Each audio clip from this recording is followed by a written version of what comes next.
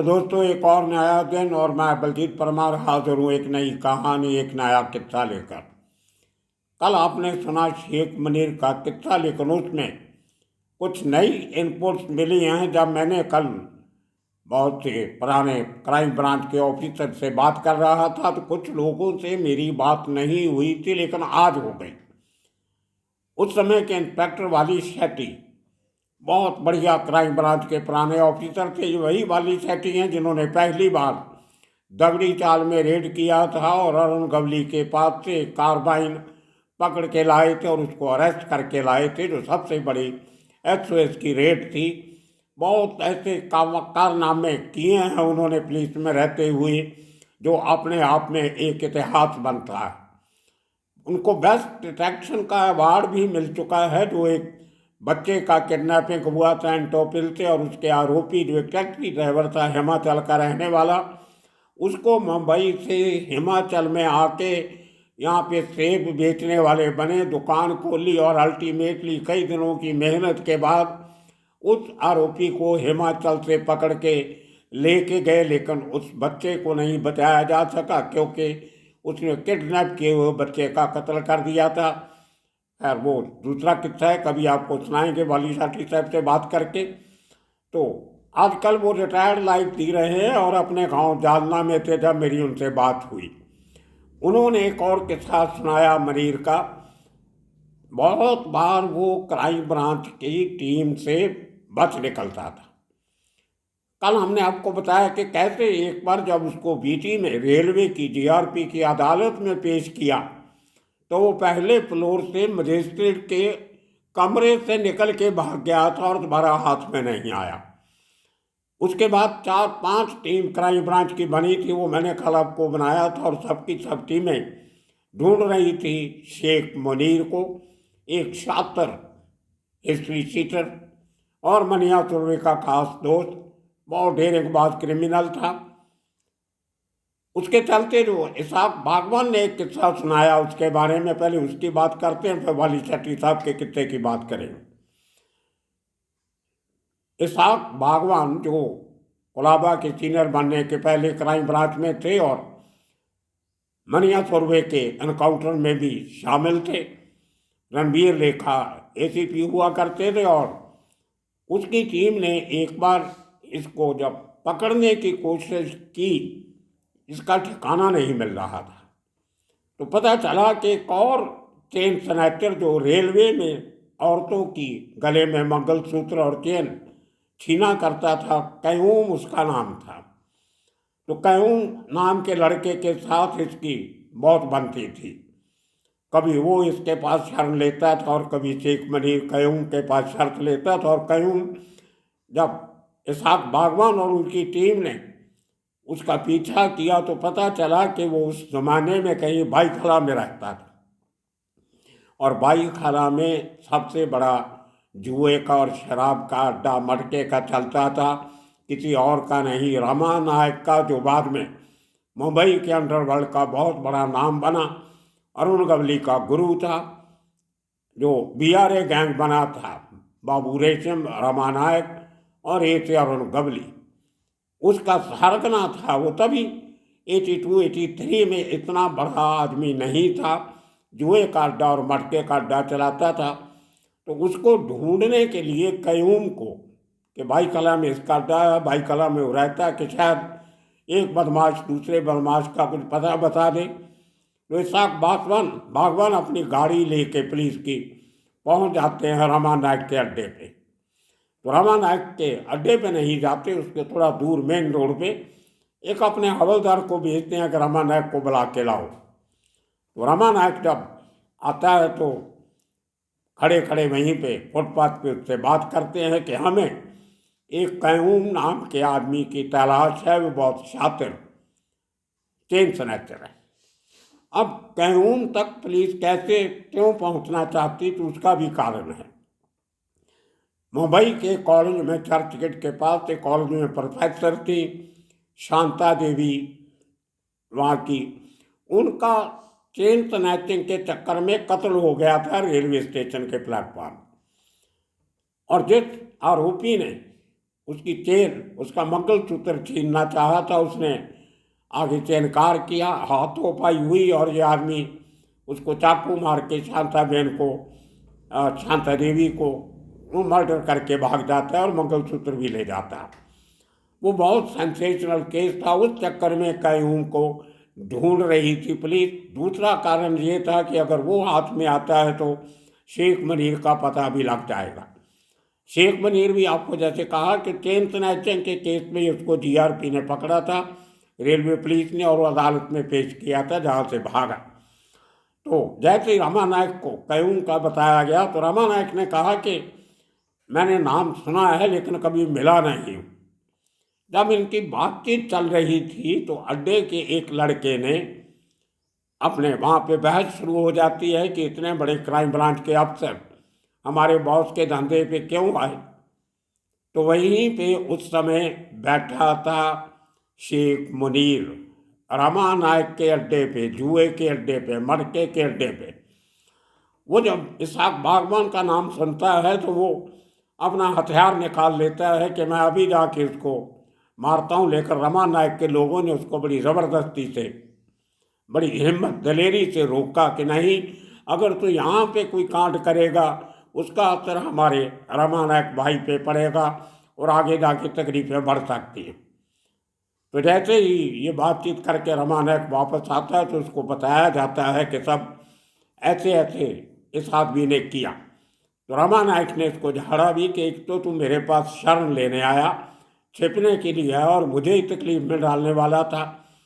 और उसके बाद फ़ोन करके रमा नायक ने बाबू इसहाक बागवान को बताया कि साहब उस दिन आप जब आए तो मनीर मेरे पास था लेकिन आपने उसकी बात नहीं की थी, आप तो कयूम की बात कर रहे थे। अगर शेख मनीर की बात करते तो शायद मैं आपको आपके हवाले कर देता, लेकिन उससे थोड़ा खबरदार रहिए, वो आपका बहुत दुश्मन बना हुआ। उस दिन भी हथियार निकाल लिया था, मेरे लड़कों ने उसको रोका। ये एक कारण था कि इसहाक बागवान और मजबूती से शेख मनीर को ढूंढने लगे थे। अपने आप में बहुत ही इंटरेस्टिंग किस्सा है। जब बागवान की टीम एक तरफ लगी थी, दूसरी तरफ सुरेश वाली शेट्टी, विष्णु कुंभार, शिवाजी सावंत, ये तीनों बड़े क्राइम ब्रांच के जिसको कहते हैं कीड़े ऑफिसर थे। बहुत लंबा समय इन्होंने क्राइम ब्रांच में निकाला। तो ये तीनों ने एक का ट्रैप लगाया कि खबर आई कि शेख मनीर चुना भट्टी में एक कहीं पे शरण लेके रह रहा है। चुना भट्टी इलाका धारावी के साथ लगता है, एक तरफ सायन है, उन दोनों के बीच में एक छोटी सी बस्ती है, पूरा छोटा सा सुबर्ग है चुना भट्टी, जो जहाँ से मुंबई ख़त्म हो जाती है उसके बाद जो सुबर्ग शुरू होते हैं उनमें से चुना भट्टी एक आता है। वहाँ पे हार्बर लाइन का रेलवे स्टेशन भी है। कोई बहुत ज़्यादा पॉश एरिया नहीं है लेकिन नाम काफ़ी है उस एरिया का। उसके आगे कुरला शुरू हो जाता है। तो जैसे ही विष्णु कुंभार, सुरेश वाली शेट्टी और इनके साथी शिवाजी सावंत ये पहुंचते हैं, उसका अपने पूरी टीम के साथ उसको घेरा डाल लेते हैं जिस कंपाउंड में वो छिपा हुआ था। लेकिन जैसे आपको बताया बहुत शातिर और डेयरिंग लड़का था ये शेख मनीर नाम का आदमी।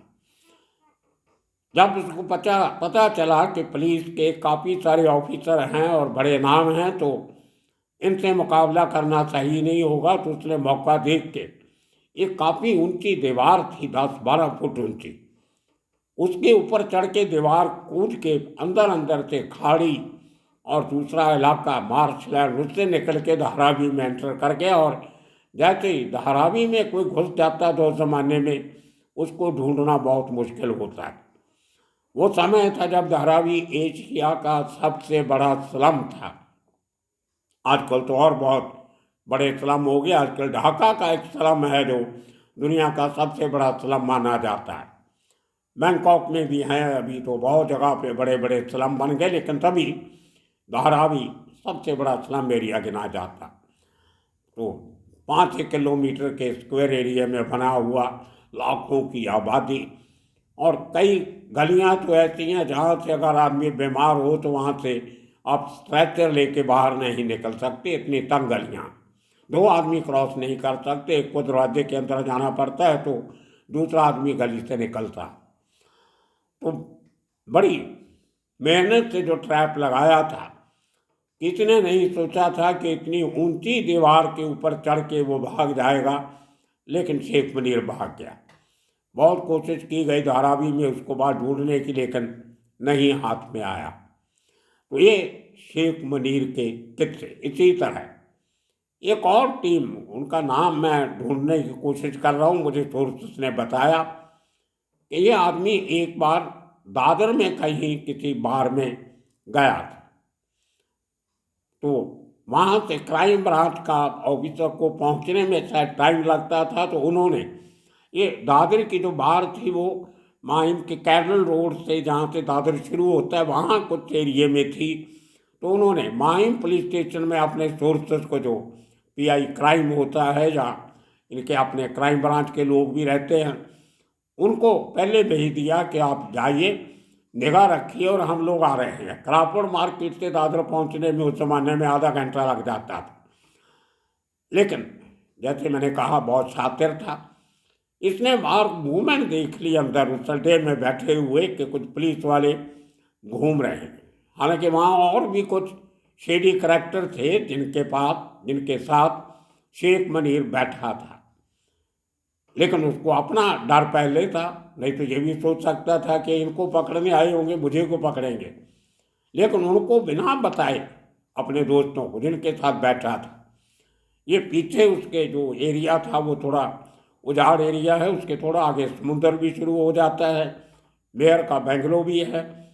एक छोटे से इलाके में ये बना हुआ था, जिमखाना के सामने अड्डा।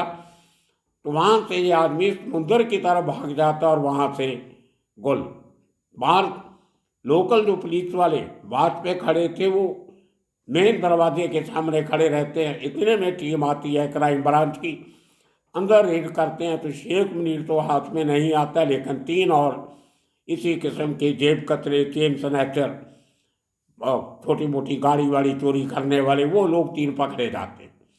चलो, पुलिस वाले ने सोचा एक भागा, लेकिन तीन और मिल गए। उनसे भी कुछ काफ़ी लीड मिली कि ये आदमी कहाँ कहाँ जा सकता है। और उसी चक्कर में पता चला कि आजकल वो वर्सोवा गांव, जिसका किस्सा कल आपको सुनाया, पुष्किन मालब्रोज के पास उसकी आजकल ज़्यादा दोस्ती है। ये एरिया उसके लिए हॉट हो गया था, इसलिए वो उस एरिया में जाके, दूर वाले एरिया में, स्वर्ग में जाके ज़्यादा समय बताता है। तो ये किस्से थे शेख मुनीर के।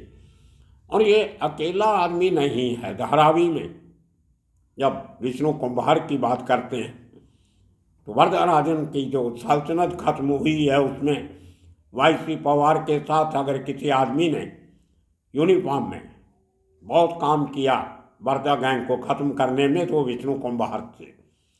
और तीसरा ये आपका अपना पत्रकार था, जो बार बार उनके खिलाफ लिख के पुलिस के साथ कोऑर्डिनेट करके कैसे वो एम्पायर ख़त्म करी। बहुत डेयरिंग ऑफिसर थे विष्णु कुंभार। वो आजकल रिटायर होने के बाद 82 ईयर उनकी एज हो गई है। वो आजकल कोल्हापुर के पास अपने गांव में रहते हैं। मेरी उनसे भी बात हुई, सब याद है उनको अभी तक, मेमोरी बहुत शार्प है। तो दोस्तों, ये पुराने पुलिस ऑफिसर जो इतनी मेहनत करते थे, कहाँ हिमाचल प्रदेश, वहाँ पे जाके सेब बेचने की दुकान खोल ली, एक आरोपी को पकड़ ले लिए। आजकल के लोग शायद इतनी मेहनत नहीं करते, इतना काम नहीं करते। आजकल तो मोबाइल फ़ोन की लोकेशन लेके आरोपी पकड़े जाते हैं, टेक्निकल सर्वेलेंस कह देते हैं उसको। टेक्निकल एविडेंस बुरी बात नहीं है, आरोपी पकड़ना चाहिए, जैसे भी हाथ आता है ठीक है, लेकिन काम बहुत आसान हो गया है पुलिस का। पहले की तरह नहीं, जब 5-5, 6-6 दिन पुलिस वाले लगातार शिफ्टों में वाच रखते थे, 4-4, 6-6 घंटे बैठते थे, दूसरा आदमी आता था, पहला जाता था, राउंड द क्लॉक वाच रखी जाती थी। ये बहुत ही जोखिम वाला और मुश्किल वाला काम हुआ करता था।